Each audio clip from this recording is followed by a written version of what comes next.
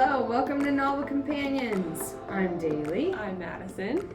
And we're here to talk about books again. Yes! What do we have this time, Madison? We're going to talk about Gilded by Marissa Meyer.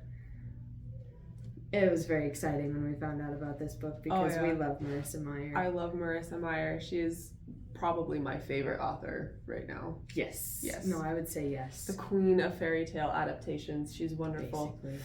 Yep. So, Gilded is the first book in this duology. The second one, Cursed, comes out November 8th. Of this year. And we're very anxiously awaiting.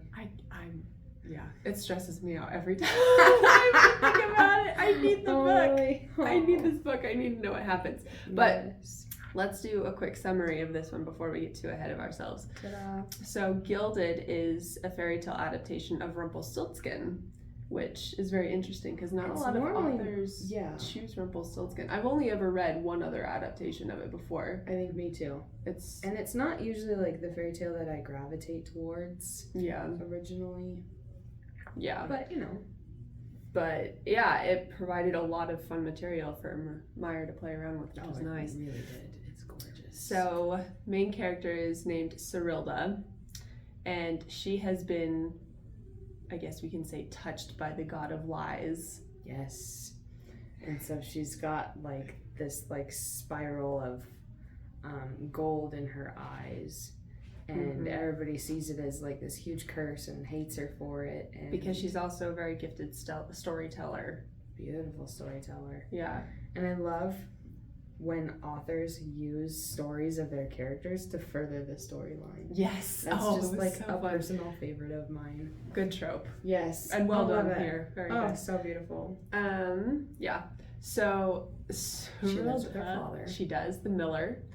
And one night these moss maidens get lost they're running away from the Earl King.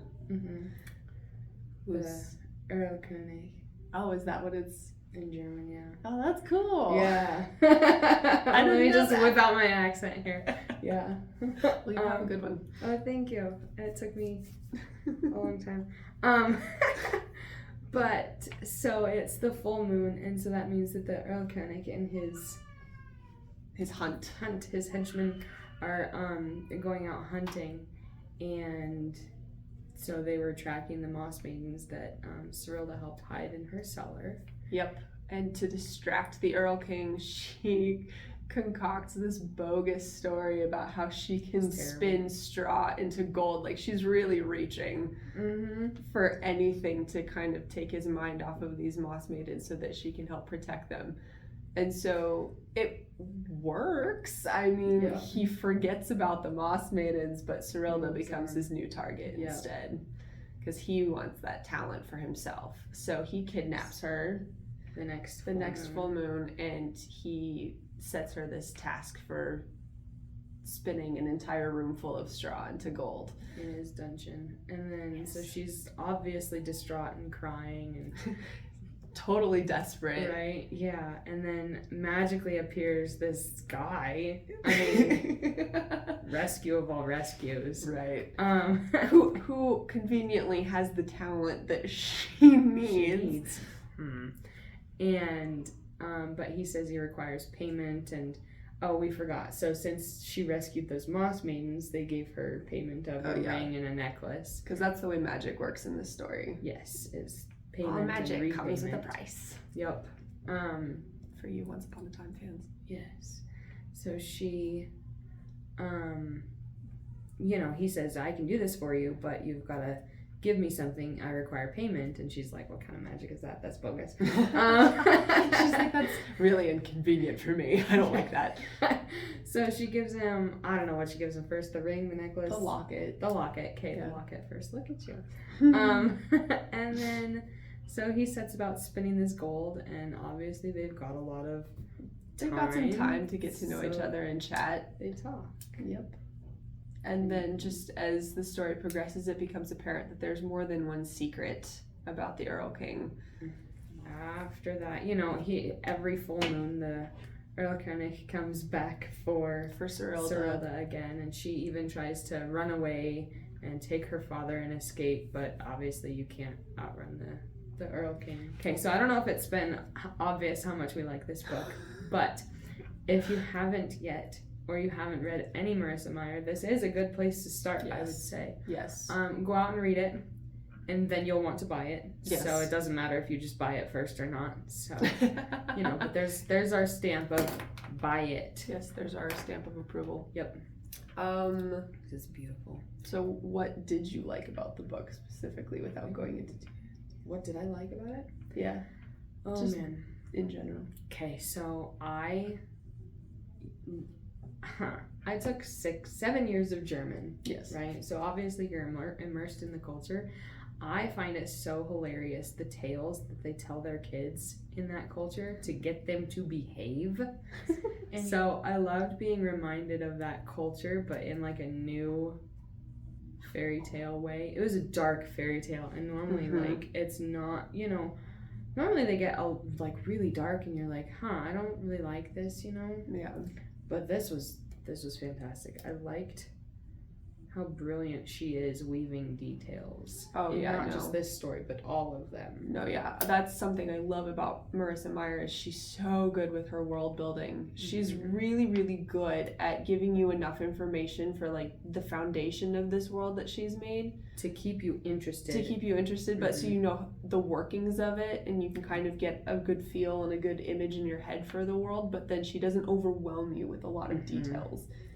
Yeah, so she's only not gives cryptic. you yes. Like some people try to be mysterious, and it's like, just stop her, I'm gonna go away, like. Yeah, so yeah, she's very intentional. Yes, that's a good word. Intentional in her writing. Well, something another thing I always like about Marissa Meyer is she writes very simply yet very profoundly. Just her writing style. So she doesn't use like a huge vocabulary. No.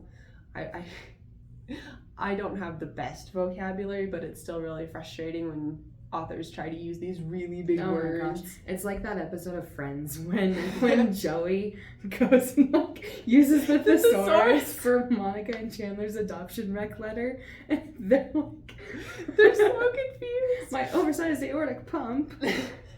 Oh man. No, you can totally tell when an author is doing that, like. Yeah. Like, okay, just you can stop tell when big and words put down just the don't thesaurus. Like, calm down here. But you always understand literally what she's getting at. But yet, she always has such a talent for capturing this depth in her characters' emotions and things like that. So it's not just like an immersive world building, but it's also really immersive related characters. She's probably a very empathetic person. Yes.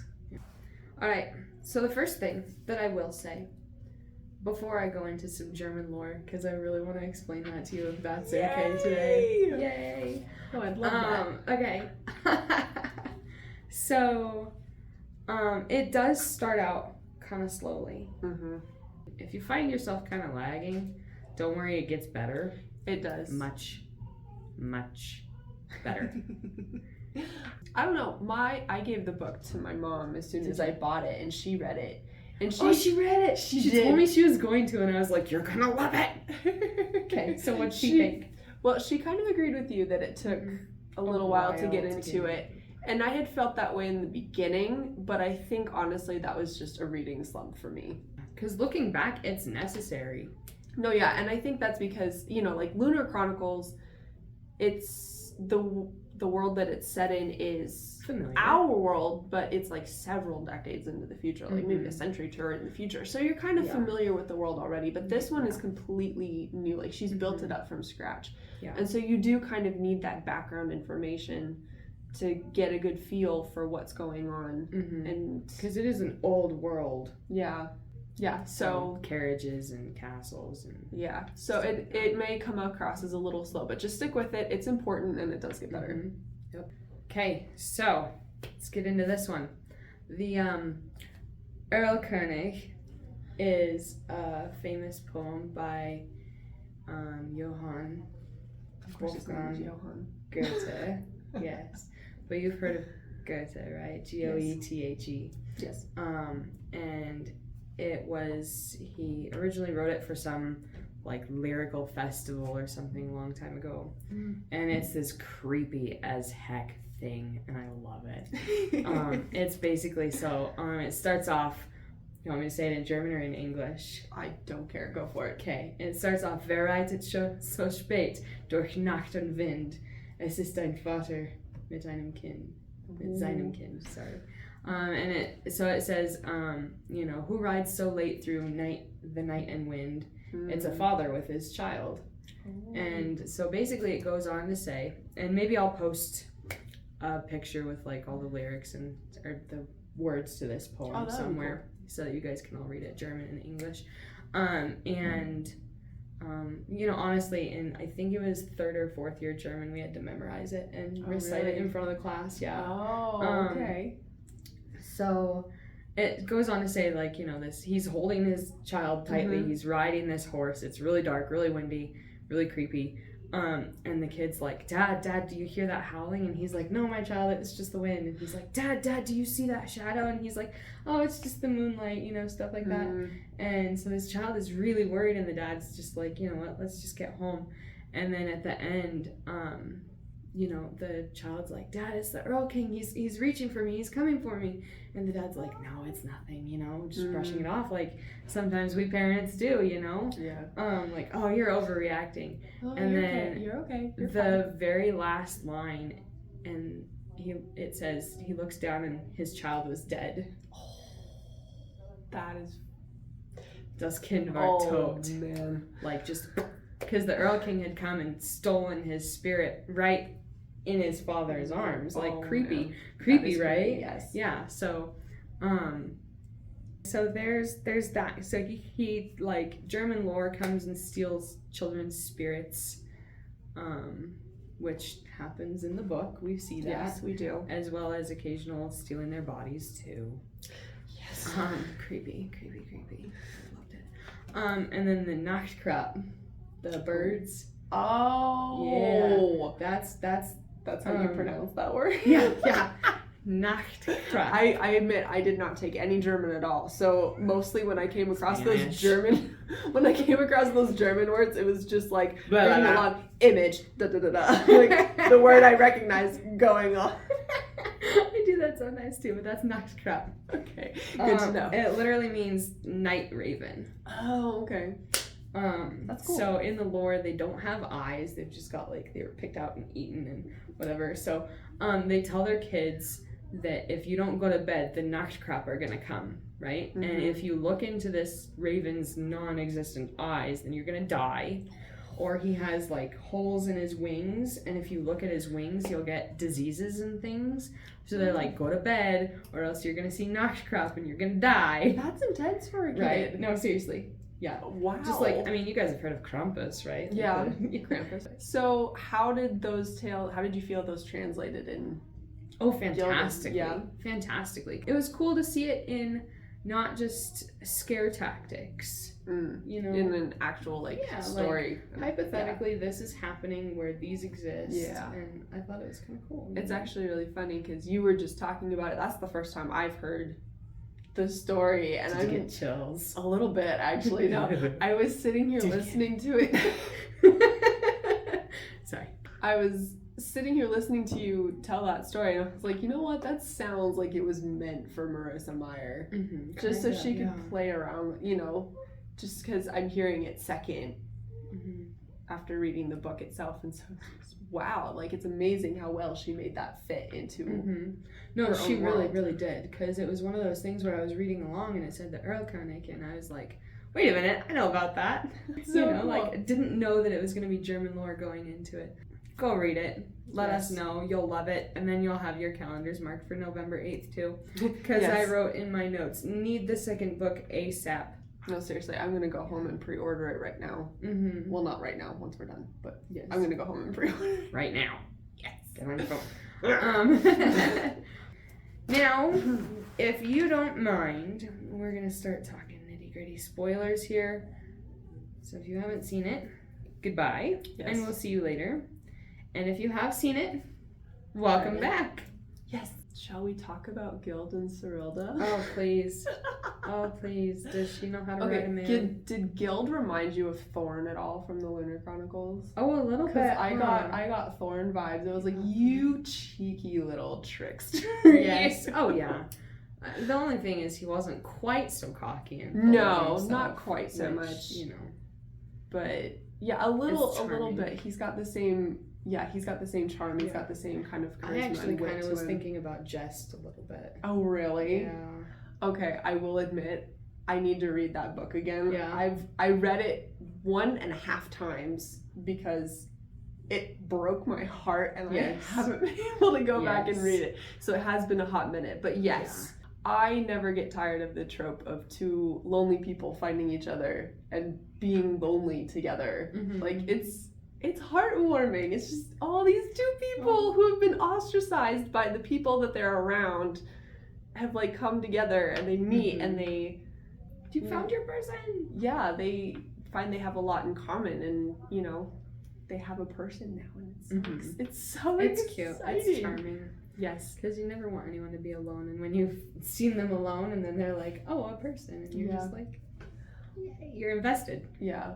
I will admit though, I did have this annoying nagging voice in the back of my head as I'm reading it going, they can't really think they're in love. Like, I don't know if... I mean, it's a fairy tale. This is probably just me. Yeah. But it was just kind of like, you guys have been on 3 dates. And... Okay, but like... You don't really know each other. Okay, but like... Okay, there have even been like some crushes that I had where it's just like, they're like, you're gravitationally kind of pulled to them. You're like, oh, I want to know this person more. You know? And maybe it's not like love. Right. But it's interest, it's connection. It's infatuation, no, I'm sure. But there is a point by that third date. It either grows or it fizzles out, right? Well, I mean, I'm just saying for Gild and Cirilla, there is that point by that third date where she's like, I think I might be in love with him. And it was like, you thought that about Thomas Lindbeck too. Yeah. And then you decided that you weren't. So it's just kind of like, I'm not sure Cirilla really knows. And I mean, no, but it's also like, you know, you could think that you're in love with someone and then you actually find love and you're like, wait, is this what it is? Well, it's just something I'm like... learning. It's something I'm like impatiently waiting for in the second book. Just, I gotta see how she, you know, how those feelings develop. Don't you know that this ends with her becoming queen? Okay, all I know for sure is that it ends with her having a baby, and that worries me too. Dang. I thought that was great, like, ultimate teenage ado at once. Oh, man! I'm real worried about that baby. Oh, seriously, so, like, pretending to be, like, the Earl King's wife and have his child, like, how, like, much of it... And that's where the book stinking ends, so, like... Yeah. Heart... Dagger Yes. Dagger to the heart for Gild. Yes, no, for certain. I was Poor actually... guy. I love him. I know, I loved him, but there was that point in the end where that last scene with Gild and Cirilla when they're talking, and he's kind of trying to work out, like, he's blackmailing you with something. Like, what is it? And she's like, leave it alone so that we don't get And I'm killed. sitting there looking at Gild going like, get there faster, get there faster! It's your baby! There you go. Get there faster. Oh, one of my favorite Chandler lines. Yes. Get there faster. Yeah, because... Should have worn my friend's shirt today. Oh, apparently we're making so many references. That or a Lion King. My two favorite. But okay, so the like mysterious royal family with their name erased. I know. I thought that was a cool way to do Rumpelstiltskin, because he doesn't even know that it's him. He had his memory erased, his name erased, his family's gone, which we learn about the family and what happened to them from one of Cirilla's stories, part of her magic. We are learning, because she thinks that she can only tell terrible things. Yes, but, only lies. Thank you. And extravagant stories. Lies, yep.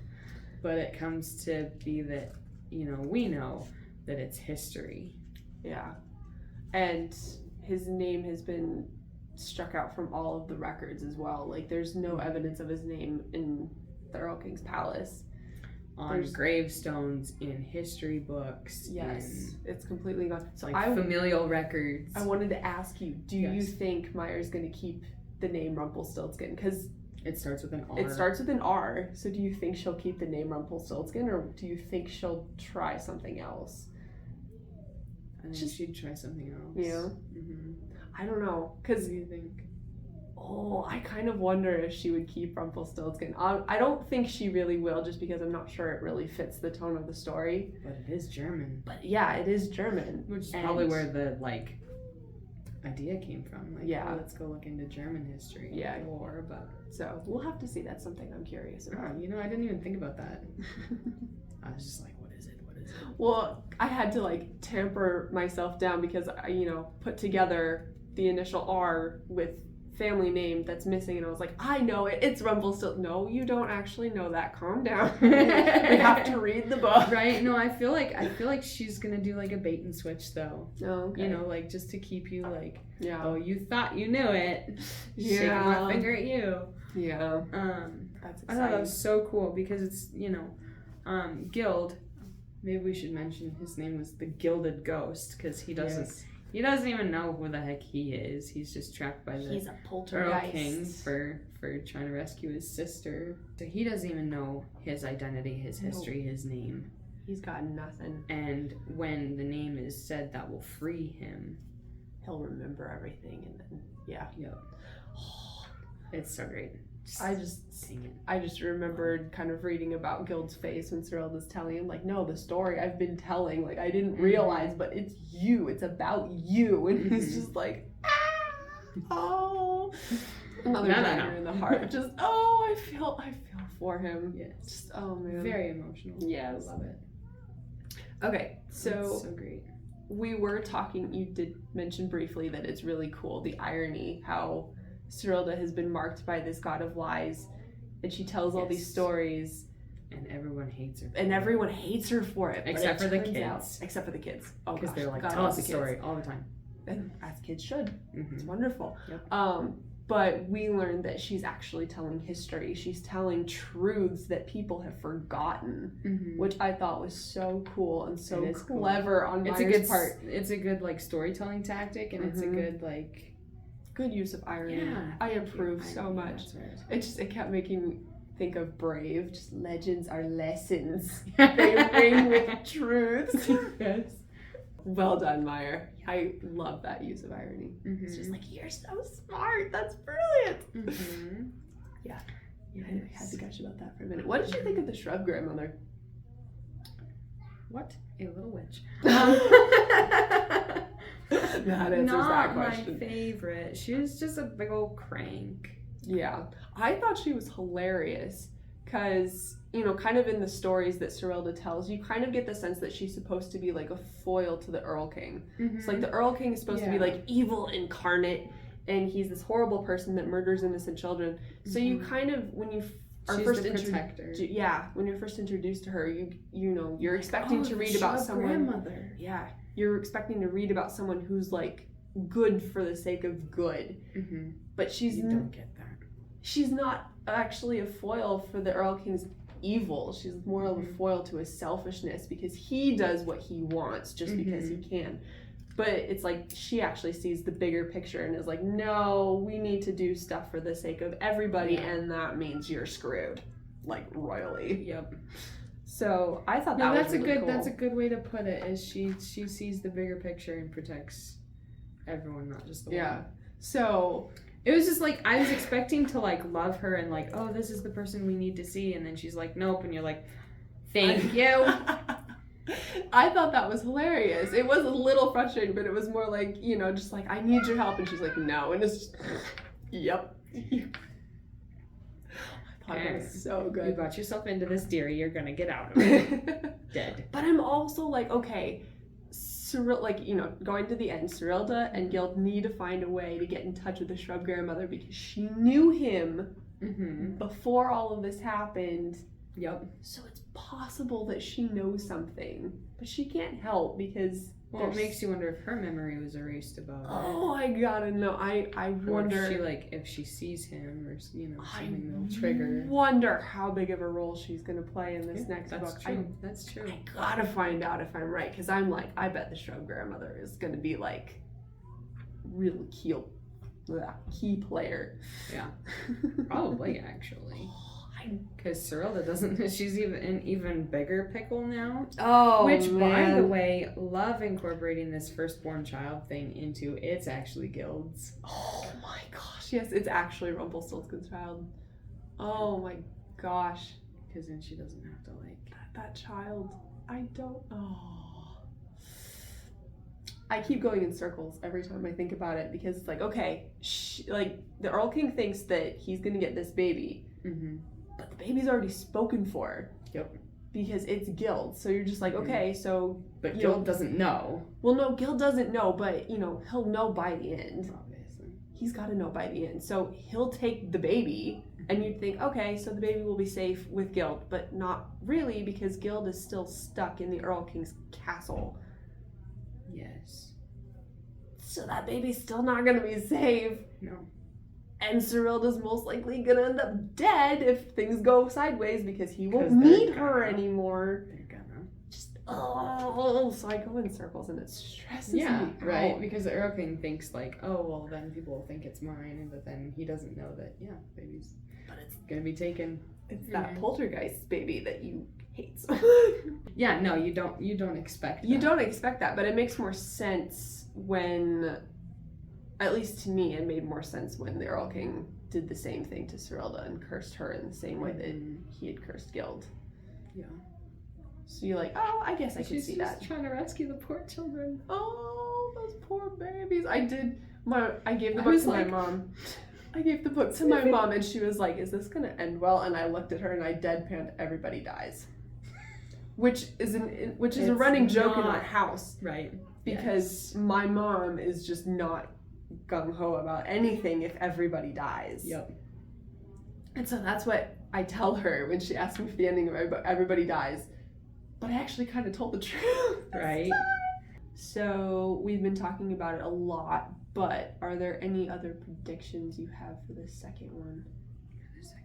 Like, what do you think is gonna happen? Is it gonna end well, or are we gonna need tissues? Oh, we're definitely going to need tissues. But I don't know specifically why yet. I know it's terrible. Obviously, I just, think that it's going to be a heart-wrenching thing. Oh, no. Yeah. No. They talk about how the Earl King and his hunt, they all escaped from the God of Death. Yes. Oh, yeah, I forgot about that. So... the down low, what is that? I don't know. But yeah, they talk about how the Earl King and his hunt escaped the hands of death. Mm-hmm. And so it's technically possible to kill them, at least send them back. Because that's where the Earl King's wife is. Yeah. So. Oh, I think she's gonna. She's gonna come back. For sure, You can't have. And she's gonna be like, "What the heck is with this new wife and baby? Are you kidding me?" That's gonna happen. Hands down. Yeah, no. So worried about that, but. It is possible that they could just send them all back into the hands of death, and then they wouldn't be coexisting. They would actually be gone. In the different realm. Yeah, that's true. No, good. I forgot about that. It's supposed to be the But then, if Gild and Cerilda don't get out of this, and they don't end their curses, what it's going to happen? Oh, I'm so nervous. If the Earl King goes back and they don't end their curses, are they gonna go with the Earl King because they're technically tied to him? Yeah. That's true. I don't know. So many. That's why I'm not the author and I just sit along for the ride. Yeah. And this is why I'm stressed. Because I'm thinking about everything and going in circles everywhere, and can't get enough. Okay, so that's what we loved about this book. I think there was only one minor thing that we didn't absolutely love. Only one minor quibble, really. But thanks for sticking around with us. Yes. if you have any comments or other thoughts that you want to leave or any predictions for the please. second book. I'd love to hear. Yes, send them to us. We'd love to get a conversation going. We love this book so much. Please join us in our Marissa Meyer fan club. And by the way, we'll probably have a video about Cursed coming out shortly, or like in November, December. So read Stay that tuned for one, that. and then you can watch the whole video the whole time with us. Yeah, you can watch all of it. I know. So special. Okay, thanks. Happy reading.